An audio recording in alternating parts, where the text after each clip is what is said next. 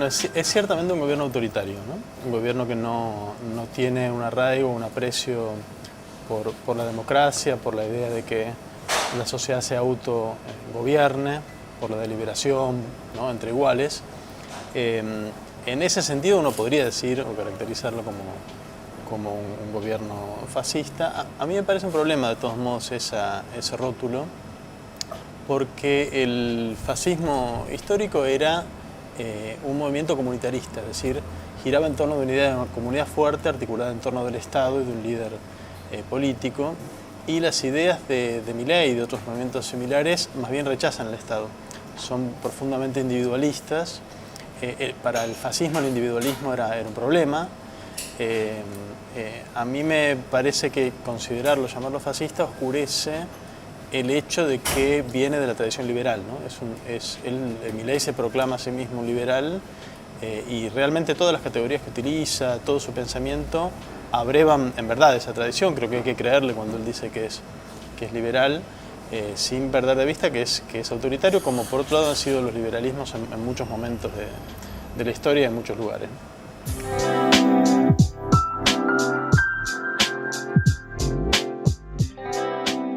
El capitalismo terminó su expansión hacia afuera, terminó de ocupar el mundo, terminó de someter a la lógica del capital básicamente a prácticamente todos los aspectos de la vida humana, y presiona ahora cada vez más hacia adentro. No tiene dónde expandirse que no sea enraizándose más en sociedades que ya organizó a su modo. Eso implica, digamos, una presión cada vez más fuerte para, bueno, no pagar impuestos, para privatizar lo poco que queda no privado, para colonizar nuestro tiempo libre y convertirlo en capital, ¿no? En bienes que puedan ser comercializados. Esa presión implica que la fantasía de tener un espacio personal que nadie invada es cada vez más difícil de sostener. Inevitablemente las demandas de cada uno invaden ese espacio personal, digo, por ejemplo, a la hora de generar derechos colectivos que, como bien dice Milei, cuestan dinero y hay que pagarlos. Todos los derechos, incluyendo el derecho de propiedad, cuestan dinero. Eso implica que todos pagamos para que esos derechos sean efectivos. Esa fantasía entonces se ve cada vez más difícil de sostener. Las personas perciben entonces que los de al lado, los vecinos, están invadiendo su círculo personal con sus demandas y se sienten porque así han sido educados, se sienten entonces en el derecho a defender su lugar a como sea. La prédica es que, bueno, uno no debe invadir el espacio de los demás, pero los demás tampoco tienen derecho a invadir el espacio de uno, y uno entonces tiene la potestad de defenderlo, rifle en mano, si hace falta.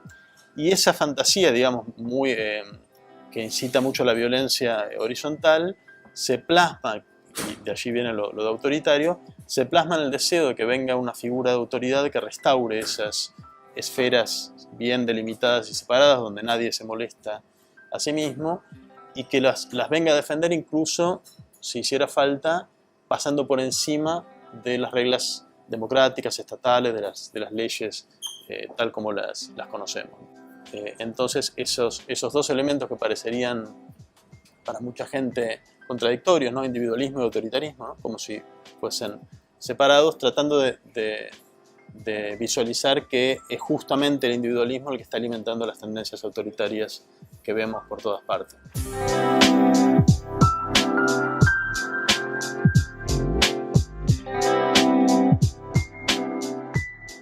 Hay algo que yo vengo registrando desde mediados del gobierno de Macri en adelante, que es la tendencia a canalizar la frustración por el fracaso de las políticas que promueven en su momento Macri, culpabilizando a distintos sectores sociales, ya no solamente adversarios políticos, como fue históricamente el peronismo, al cual lo han culpado de diferentes cosas, sino ya directamente a sectores sociales, ¿no? Los planeros, los vagos, la gente que vive del Estado, incluso los científicos aparecieron como un enemigo público inéditamente durante el gobierno de Macri.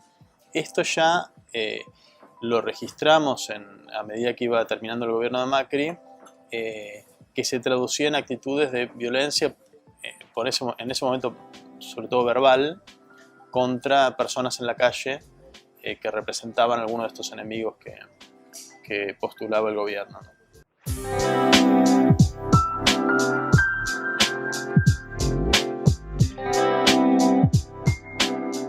Peligros hay múltiples.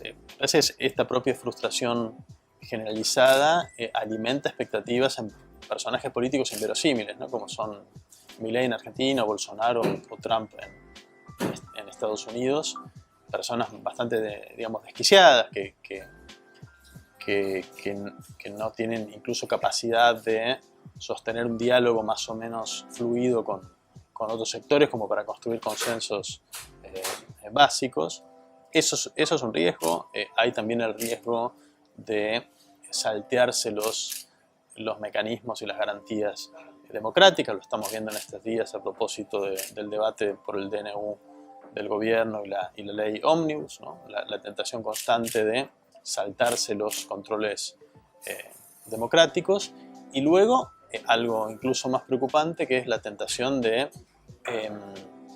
represiva de ignorar el Estado de Derecho, ¿no? Esto Patricia Bullrich ha hecho un ensayo un avance muy fuerte en este sentido ya en tiempos de Macri, y ahora vuelve con estos protocolos y estilos de gestión de la seguridad colectiva que, como te decía hace un momento, ya la propia Comisión Interamericana de Derechos Humanos está advirtiendo que se sale de los marcos democráticos.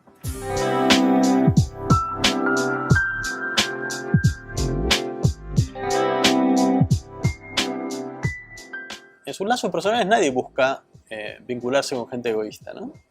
Cuando uno busca amigos, pareja y demás, uno busca otra cosa, busca el altruismo, ¿no? El desinterés, el poder confiar en otro, el tener vínculos que no pasen por el interés económico, ¿no? Que no sean interesados, ¿no? Uno está constantemente buscando otra cosa. Incluso las personas más de derecha y liberales en verdad no quieren su vida personal organizada en torno de esos, o su vida afectiva por lo menos, organizada en torno de esos principios, ¿no? Imaginan que esos principios son buenos para la vida social, pero no los quieren para su vida afectiva personal. Ahí me parece a mí un núcleo material desde el cual se puede reconstruir visiones de lo colectivo. Me parece a mí que lo que falta es la conexión entre eso y la dimensión política, ¿no?